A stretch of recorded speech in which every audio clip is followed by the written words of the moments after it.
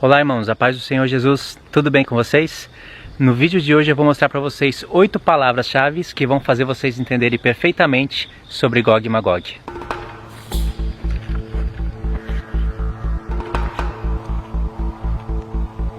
Vocês vão fazer o seguinte, vocês vão pegar um caderno e vão anotar essas 8 palavras. Número 1, Gog. Número 2, terra de Magog. Número 3, príncipe. Número 4, cabeça. Número 5, Meseque. Número 6, Tubal. Número 7, voltar. E número 8, anzóis no queixo. Essas são as 8 palavras-chave que vão fazer você entender sobre o oitavo rei, Gog e Magog. Isso é tremendo, irmãos. Vocês vão ter que somar esse vídeo com os vídeos passados. Eu vou deixar o link ou na descrição ou no final do vídeo. Depois eu faço uma lista de reprodução na sequência que eu achar mais coerente para os irmãos entenderem. Por enquanto, vão assistindo os vídeos que eu estou indicando. Vocês vão somando. Os vídeos tão legais, vocês vão ver que dá para entender muita coisa. O vídeo de hoje é um acréscimo importante, muito importante. Então a gente vai estar vendo essas 8 palavras. São palavras-chave. Eu não vou estar explicando passo a passo, uma por uma, porque eu já expliquei algumas dessas palavras nos vídeos passados. Então eu vou estar explicando aqui o que eu achar necessário explicar para você somar com os outros vídeos. Gog da terra de Magog. Eu já expliquei que Gog é o anticristo. Isso eu expliquei tanto por Ezequiel 38 como por outros profetas. Gog é o anticristo, senão os outros profetas entrariam em contradição, principalmente Sofonias. E Magog é o ponto de localização. Por isso que Deus fala, Ele cuida em falar Gog da terra de Magog, para nos dar localização. Mostrei nos vídeos passados aonde que fica a terra de Magog, quais foram os reinos que possuíram a terra de Magog. Esse é o ponto-chave. Por isso que existe a geografia bíblica, a geografia atual. Magog é um dos filhos de Jafé. Ele foi e conquistou um território do planeta Terra.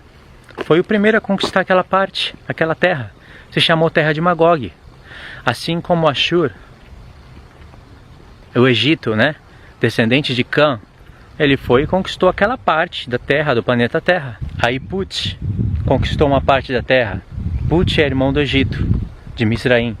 Canaã conquistou a terra de Canaã, que hoje é onde está Jerusalém. E seria o centro do planeta Terra. Na terra de Canaã, hoje chamada de Israel, em Jerusalém, capital de Judá, é o centro do planeta Terra. Através dali nós fazemos os cálculos bíblicos, norte, sul, leste, oeste. Seria o lugar mais cobiçado do planeta Terra, já foi e ainda será. Então por isso, no futuro Jerusalém seria o centro, e aí a terra de Magog estaria no norte de Jerusalém. Futuramente seria a Síria, eu já expliquei isso em outro vídeo.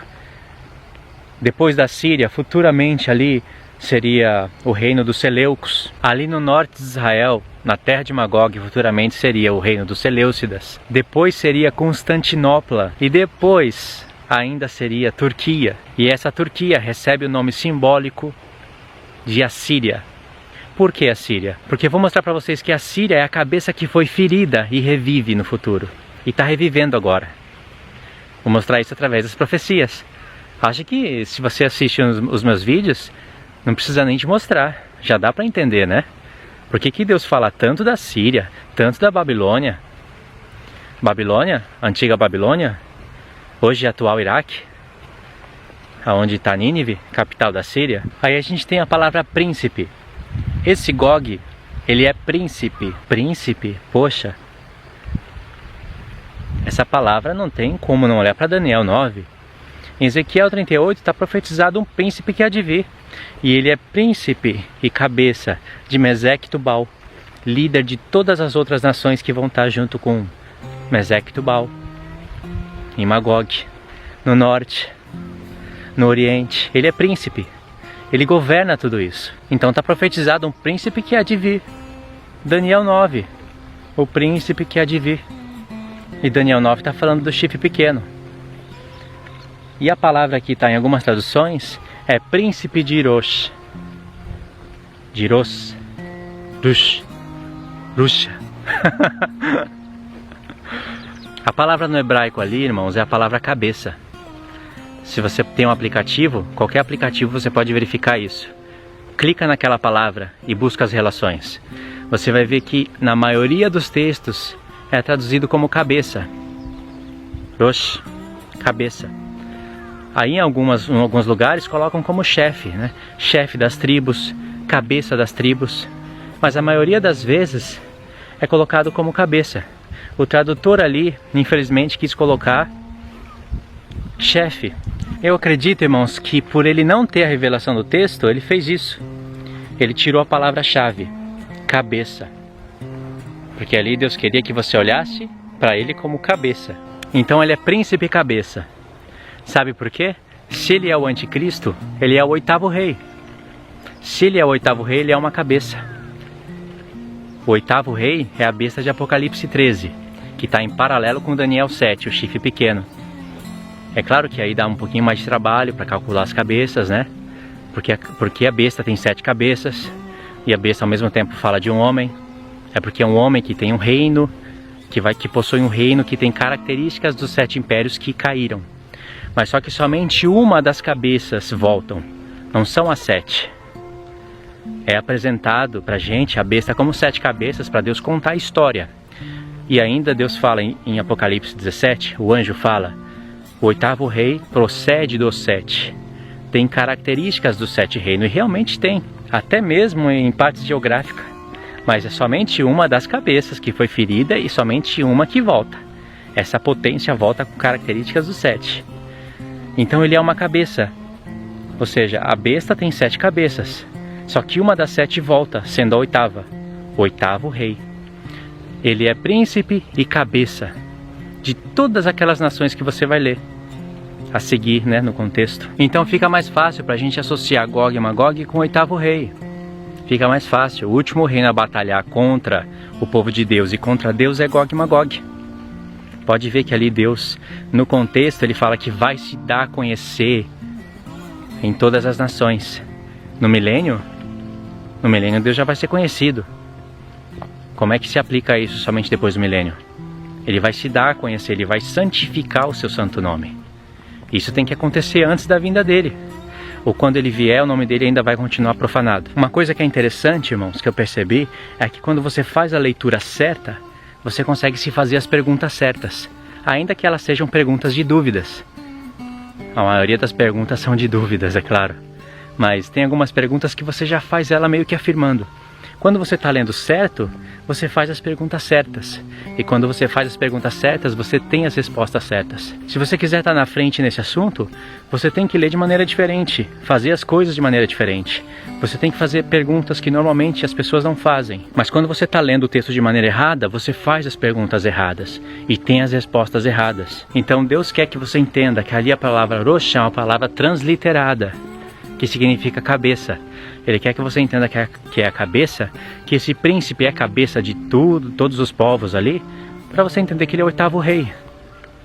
E quando diz Mesec Tubal, por que não diz que ele é príncipe e cabeça de Togarma, de Gomer, ali dos persas, dos etíopes e de todas muitas nações que vão estar com ele? É claro que ele é cabeça, irmãos, mas falou Mesec Tubal para nos dar localização, para nos dar mais revelação. Mesec Tubal é um resumo de todos os povos que vão estar no norte, assim como a terra de Magog é um resumo do norte. Então, por exemplo, você vai ter o Salmo 120, um salmo pequenininho, mas de uma revelação tremenda. Em Mesec vai falar que os filhos de Ismael habitam ali, e vai dizer que não são pessoas de paz, são pessoas terríveis. Olha que tremendo, os filhos de Ismael em Mesec, já naquele tempo. Tubal está perto de Mesec, no norte, nordeste. É isso que Deus quer que você enxerga. Aí vem a palavra, a 7ª palavra, voltar. A 7ª palavra, você pode anotar essa sequência. Gog, terra de Magog, príncipe cabeça, 4. Mesec, Tubal, voltar, 7. Agora associa essa palavra voltar com a palavra cabeça. Associa. Uma cabeça que é ferida de morte e volta. Deus fala, eu te farei voltar. Ou seja, no passado era, por um tempo não é mais, mas volta no futuro. E o que volta é o príncipe que há de vir. Agora, olha a 8ª palavra. A 8ª palavra revela o 8º rei. Colocarei anzóis no teu queixo. Deus falou isso de propósito, porque isso aconteceu com o rei da Síria, Senaqueribe. Ele juntou seus exércitos para batalhar contra Jerusalém. Claro que tem um contexto aí tremendo. Eu falei sobre isso através de áudio, através de vídeo.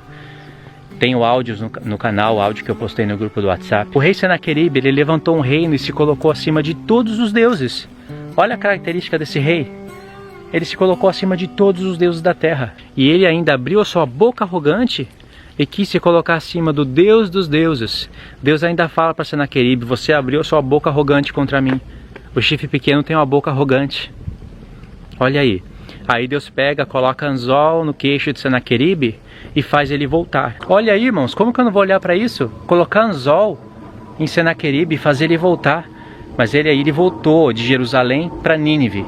Ele saiu de Nínive para Jerusalém, veio do norte, de Nínive, da onde Deus prometeu que sairia o anticristo.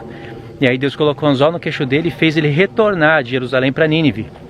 E feriu a Síria. Só que aqui no contexto de Gog está um pouquinho diferente. Deus fala: eu colocarei anzol no teu queixo, mas não para retornar, não para fazer voltar de onde ele veio. Deus fala: eu colocarei anzol no teu queixo e farei que voltes, e te trarei contra a minha terra. E ele morre lá nos montes. Não Gog, mas o seu exército. Morre lá nos montes. Então o anzol é para trazer ele de Nínive, do norte, para a terra, porque ele vai conquistar a Turquia, e de lá da Turquia, onde vai ser chamado Império Assírio, ele vai marchar contra o povo de Israel. E é Deus que vai estar trazendo, porque Deus fala em Sofonias 2 que o intento dele é juntar as nações. Você vai ter que assistir esse meu vídeo com o vídeo anterior que eu vou deixar aí para você agora, aparecendo na tela. Esses 2 vídeos têm que ser assistidos. Então, quando eu estou lendo sobre Gog e Magog, eu vejo a palavra cabeça e a palavra voltar, eu sei que está falando de um reino que era no passado e volta no futuro. E justamente no verso 17, Deus fala: não foi a respeito de você, Gog, que eu profetizei pelos meus profetas por largos anos. Profetizaram por largos anos que te faria voltar, que te traria contra a terra do meu povo. Então Deus profetizou que traria Gog contra a terra. Tem que estar nos profetas. E eu mostrei no vídeo anterior que está nos profetas. Só não vai estar escrito Gog e Magog, mas está a Síria. Isso quer dizer que Gog e Magog já atuou até no passado. Era o reino da Síria. Por isso que ele nos faz aqui, em Ezequiel 38, nos lembrar da Síria, com a expressão anzol no queixo. Deus quer que você lembre da Síria. O profeta Sofonias, por exemplo, assiste o vídeo passado. Ele diz que vai estender a mão contra o norte, vai ferir a Síria, vai destruir a Síria em Nínive. E esse contexto está no tempo do fim. Porque em Sofonias 1 ele fala: dia do Senhor, dia da ira, sacrifício. Ele tem um sacrifício e já santificou os seus convidados. Esse sacrifício está em Ezequiel 39. E esse sacrifício, nesse contexto, ele fala: o meu intento é congregar as nações para levar contra Jerusalém que apostatou. Então, irmãos, Deus usa o reino da Síria como tipologia do anticristo. Isso é incrível. Então, muitas das vezes que Deus profetiza contra a Síria, o contexto sempre está no tempo do fim, porque era o império que haveria de deixar de existir, mas voltaria no futuro. E aí esse império vai voltar no mundo islâmico. Então quer dizer que o mundo islâmico vai ter um príncipe chamado Gog, simbolicamente de Gog, terra de Magog, príncipe cabeça de Meseque e Tubal. Ele também leva o nome de rei da Síria. E os seus príncipes, mudando agora a simbologia, os seus príncipes são chamados de gafanhotos. É o que é profetizado em Joel. Então você vai ter muitas profecias contra a Síria e sempre elas estão relacionadas no tempo do fim.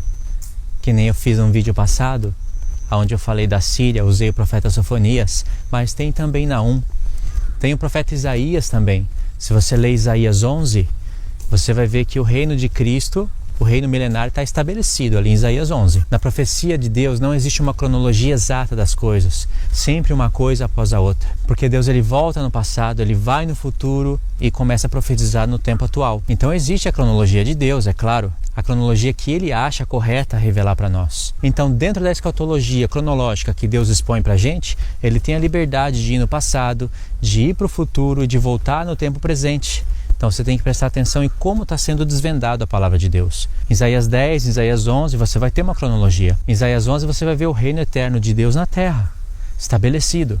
Em Isaías 10, o último reino que Deus está profetizando contra, que Deus está batalhando, é a Síria. Leia lá Isaías 10 e parte para Isaías 11. Você vai ver que o último reino que ele profetizou é a Síria. Ele também usa às vezes Nabucodonosor como figura do anticristo, assim como usa Faraó do Egito, Senaqueribe da Síria, Nabucodonosor da Babilônia.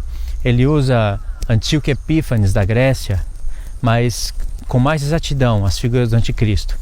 A gente vê Nabucodonosor e Senaqueribe, rei da Síria. Isso é por causa da região geográfica do rio da Mesopotâmia, que ficava ali. A Síria, Babilônia territorial pega uma parte da Síria. O Império Assírio, a localização dele pega uma parte da Babilônia. Então, irmãos, é necessário fazer uma busca pela palavra Síria nas Escrituras e olhar para os seus contextos. Eu faço isso. Eu pego um papel e escrevo Eufrates e faço uma busca de todas as vezes que aparece a palavra Eufrates. E às vezes é preciso buscar até no hebraico. Uma busca da palavra Egito, uma busca da palavra Síria, uma busca da palavra Babilônia, uma busca da Pérsia, uma busca da Grécia. Por quê? Irmãos, vocês não vão conseguir descobrir a marca da besta se vocês não contarem as cabeças. E esse vai ser o assunto do próximo vídeo. Tem sabedoria em calcular a marca da besta, o número do seu nome, e tem sabedoria em contar as 7 cabeças. Eu vou mostrar qual é a relação desses assuntos. Vou estar mostrando que o assunto da marca da besta é um assunto para o nosso tempo. É um assunto que estava revelado para o nosso tempo. Pode ter 2, 3 significados, mas o significado final é para o nosso tempo. Porque a marca da besta revela o número do nome dela. E o número do nome dela é o 8º reino. O 8º reino. Não é o 7º, não é o 6º. Então é para o nosso tempo, entende? Esse vídeo a gente finaliza aqui então, irmãos. Quais foram as informações que vocês aprenderam nesse vídeo? 8 palavras-chave que revelam o 8º rei. Que revela a localização, que constrói um contexto futuro baseado no contexto passado, aonde a gente pega profecias e transforma ela em contextos históricos, informações e conexões nas quais nos ajudam a pegar contextos históricos e converter em contextos proféticos, ao invés de pegar contextos proféticos e transformar ele em contextos históricos, como muitos fazem. Então Deus é tão magnífico que Ele planejou um jeito de nos revelar o futuro engrandecendo a sua palavra, revelando o futuro somente para nós, somente para aqueles que estudam a sua palavra, a totalidade da sua palavra. Não deixa os profetas de fora, não fica olhando só para um profeta, ou para 2, ou para 3, não fica só cruzando Daniel com Apocalipse. Foi assim que Deus planejou, para Ele engrandecer os seus profetas, o ministério dos profetas que sofreram por Ele no passado. Os profetas sofreram pelo nome do Senhor.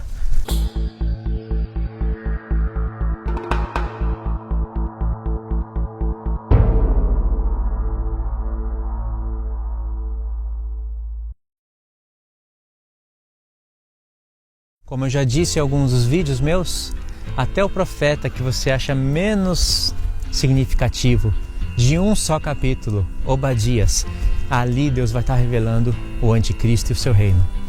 Tremendo, né? Ok, irmãos, guarda essas informações no coração, investiga elas, analisa elas e vocês vão confirmar o que eu estou falando. Não esqueça de deixar o gostei no vídeo, compartilha ele. Se você não se inscreveu no canal, aproveita, se inscreve e a gente se vê no próximo vídeo. Deus abençoe a sua vida em nome do Senhor Jesus.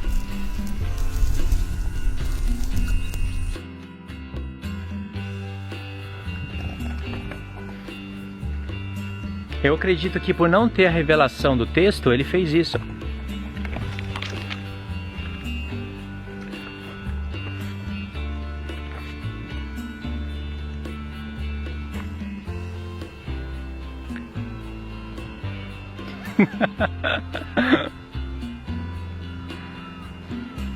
Tem graça.